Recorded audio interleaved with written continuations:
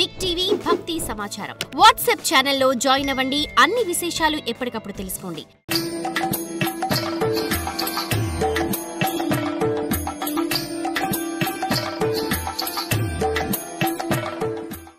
మనం ఏ పని చేసినప్పటికి కూడా కొంత శ్రమ వహిస్తేనే ఆ శ్రమకు ఫలితం ఉంటుంది కదా.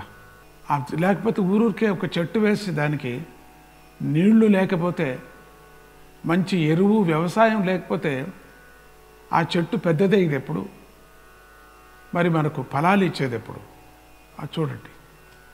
అందుకని పరమాత్ముడిని నువ్వు భజించకపోతే నిన్నెవరు రక్షిస్తారు? రక్షించడు. భజించిన వాళ్ళకే రక్షించడు, ఇంక ఏదీ లేని వాళ్ళకి ఎట్లా రక్షిస్తాడండి? రక్షించడు. నమ్మకాలు లేవు, చర్చ, సద్గురు దూషణ, ఇక దేవుడి విచారంగా డిబేట్స్, విపరీతమైనటువంటి మాటలు, ఇంక వేరే పని లేదు. ఒక క్రియ, విశేషమైనటువంటి ఇంట్లో ఒక నియమము, ఒక తపస్సు, ఒక నిశ్చయమైనటువంటి ఒక టైం టేబుల్ లేదు. 9 గంటలకు లేవచ్చు, 10 గంటలకు లేవచ్చు, 5 గంటలకే లేవచ్చు, కాఫీ తాగొచ్చు, 6 గంటలకే పడుకోవచ్చు, సినిమా చూసి 2 గంటలకు పడుకోవచ్చు. నియమమే లేదు, అంతే. అటువంటి నియమబద్ధమైనటువంటి జీవితాన్ని గడుపుతూ క్రమప్రకారంగా పరమాత్ముడిని భజించిన వాళ్ళకే కష్టాలు ఉన్నాయి. ఇక ఏదీ లేనటువంటి వాళ్ళకి ఎట్లా ఉంటుందండి? ఇప్పుడు ఒక ఉదాహరణ, ఈ కరోనా సంగతి ఉదాహరణ. మనకి ఏదో ఫస్ట్ ఒక అలా వచ్చింది అన్నాం కదా, దాంట్లో భయపడ్డాం మనం అందరూ కూడా. చాలా ప్రారంభ దశల్లో గోణితాటు అంటే దుప్పటిని, కమ్మడిని ఎత్తి ఎత్తి ఎత్తి ఎత్తి ఉతుకుతుందట, తర్వాత ఇట్లా కొనకింతే, అట్లా అయిపోతుంది. ప్రారంభ దశలో చాలా అనుసరించారు, చాలా కరోనా వస్తుంది, అట్లా అయిపోతుంది, ఇట్లా అయిపోతుంది. కొంచెం గ్యాప్ ఇచ్చింది, ఒక 2 నెలలు 3 నెలలు గ్యాప్ ఇచ్చింది అంతే. ఆ గ్యాప్లో ఏం చేశాం మనం? పెద్దలు చెప్పినట్టు వినలేదు, డాక్టర్స్ చెప్పినట్టు వినలేదు, ఇక సర్కారు మాట లేనే లేదు. మనకు ప్రాణం కావాలంటే ఎట్లా వస్తుందండి?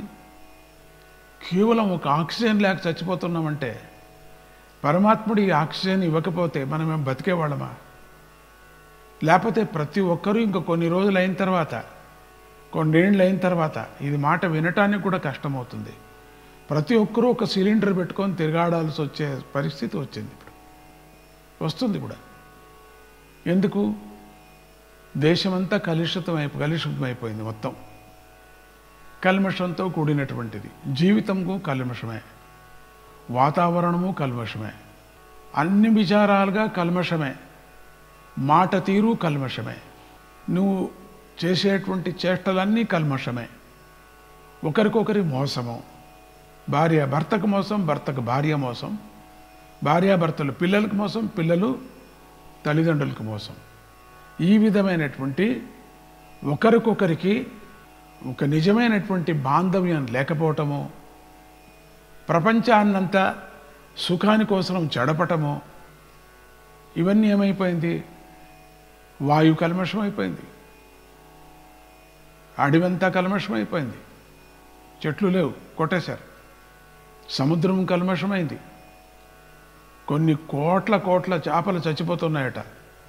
లిబానియోనో అల్బియనియోనో ఎన్ని కోట్ల చూస్తే అయ్యో అనిపిస్తుంది. ఎట్లా చచ్చిపోతాయి? తింటారు కదా, ఎట్లా చస్తాయి? కానీ అకాలంగా చచ్చిపోతున్నాయంటే ఊపిరి ఆడుకోకుండా. ఎందుకంటే ఆ చెరువులో కల్మషాన్ని వదిలేరు. మన ఫ్యాక్టరీలు మనకోసరం, మనం బాగుండాలని ఏదో ఒక ఫ్యాక్టరీ కనిపెట్టి ఆ కల్మషం, జంతువులన్నీ నాశనం అయిపోయాయి. పోయిన సంవత్సరం మనం చూసాం, పెద్ద పెద్ద తిమింగలాలు, కొన్ని వేల తిమింగలాలు పోయాయి అన్నారు ఆస్ట్రేలియా దగ్గర. ఇవన్నీ మనం వింటూ ఉంటే పక్షి సంకులన నాశనమైంది, జల సంకులన నాశనమైంది. అట్లా ఉండని మానవ సంకులన నాశనం అవటానికి ప్రారంభమైపోయింది. కలియుగం కదా అని అంటాం మాట మాటికి. కానీ కలియుగంలో ఈ విధమైనటువంటి ప్రళయం, ఈ కరోనా ఒక ప్రళయమే మనకు.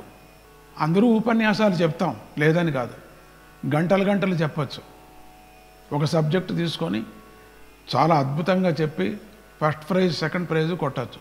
కానీ దానికి తగువుగా ఉండేటువంటి ఒక ఉపాయం ఏది అనేది ఎవరు చెప్పటం లేదు మనకు సరిగా. ఇష్టం వచ్చినట్టు చెప్తూ ఉంటారు. అందుకని ఇక్కడ భాగవతంలో ప్రారంభంలోనే చెప్పారు, పరమాత్ముడు ఒక్కడే సర్వస్వము, ఆయన భజించండి, పూర్ణమైన ఆయస్సు మీకుంటుంది, మీరు అనుకున్న పని జరుగుతుంది, గృహస్థాశ్రమ ధర్మం నిలుస్తుంది, వంశ అభివృద్ధి అవుతుంది అని చెప్పుకొని వచ్చారు. వ్యాసుడు విష్ణువు కదా, ఆయన చెప్పుకొని వచ్చారు కదా. అటువంటి భక్తి అనేది లేదు మనకు ఇప్పుడు.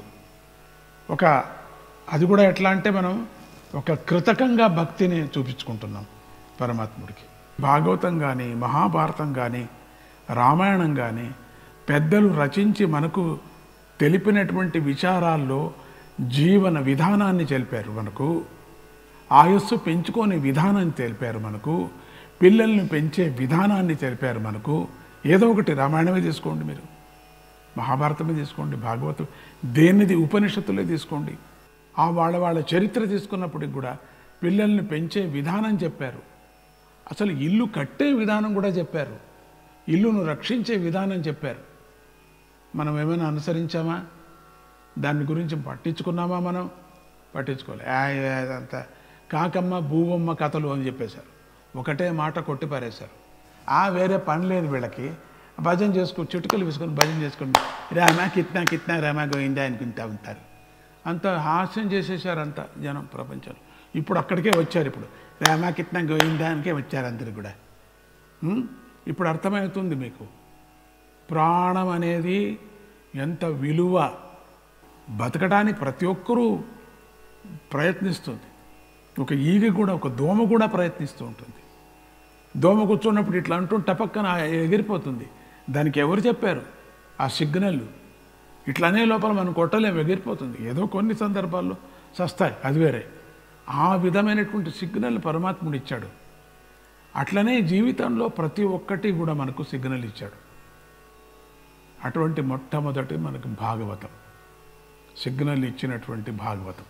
దాంట్లో భక్తుల యొక్క కథ అత్యద్భుతమైనటువంటిది. వాళ్ళ జీవితం ఏ విధంగా పరమాత్ముడికి సమర్పణ చేశారు అనేదాన్ని ఇంతవరకు కన్నడంలో చెప్పుకొని వెళ్ళా. ఇప్పుడు తెలుగులో చెప్పాలా అని చాలామంది ప్రార్థన చేశారు. ఈరోజు ఈ యొక్క ప్రేయర్ హాల్లో ఆ పరమాత్ముడి యొక్క తత్వాన్ని మనం తెలుపుకుందాం. ఇది మాయ ప్రపంచం, ఇది సుఖదుఖాలు వస్తూ ఉంటాయి. సరే అయినప్పటికీ కూడా ఎంత కష్టమైనా కూడా, ఎన్ని కష్టాలు వచ్చినా కూడా భగవంతుణ్ణి కొలుచుకోవటం, ఆయనలో చేరటం అనేటువంటిది భగవంతుడి యొక్క సంకల్పం. అదే ఈ భాగవత భక్తుల కథ. భాగవతం అంటే ఇంకెంత అద్భుతమో అది. మొదట సగుణ బ్రహ్మ శ్రీహరి చేత తప అనే ఉపదేశం పొంది చతుశ్లోకి భాగవత ఉపదేశం కూడా పొందాడు ఆ బ్రహ్మ తన పుత్రుడైన నారదుడికి ఉపదేశించాడు. దానివల్ల ఆ ముని భక్తి జ్ఞాన వైరాగ్య పరిపూర్ణుడయ్యాడు. వేదాలను విభజించిన మేధావి, సర్వపురాణాల కర్త అయినటువంటి వ్యాసుడు నారదుని వల్ల భాగవతోపదేశం పొంది శాంతి పరిపూర్ణుడయ్యాడు. తర్వాత శుకముని భాగవతామృత పానం చేసి అవధూత సర్వాత్మకుడు అయి తన తండ్రి కన్నా గొప్పవాడయ్యాడు శుకబ్రహ్మ.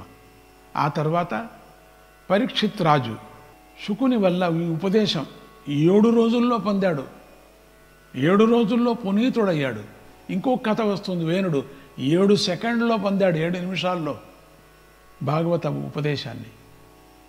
అంటే అత్యంత శ్రద్ధతో ఒక్క శ్లోకం చదివినా చాలు, సగం శ్లోకం విన్నా చాలు అన్నారు. అటువంటి భాగవతం యొక్క మహిమ అంత ఉంది. 7 రోజుల్లో పొంది పునీతుడై పరమహంస పదవిని పొందాడు పరీక్షితుడు. భావనాశీలుడైనటువంటి భక్తులారా, మీరందరూ కూడా వేదమనే కల్పవృక్షం నుంచి పుట్టి శుకముఖం నుంచి చులుక నోటి నుంచి జారిపడిన ఈ భాగవత రసాన్ని మరణించేదాకా త్రాగండి.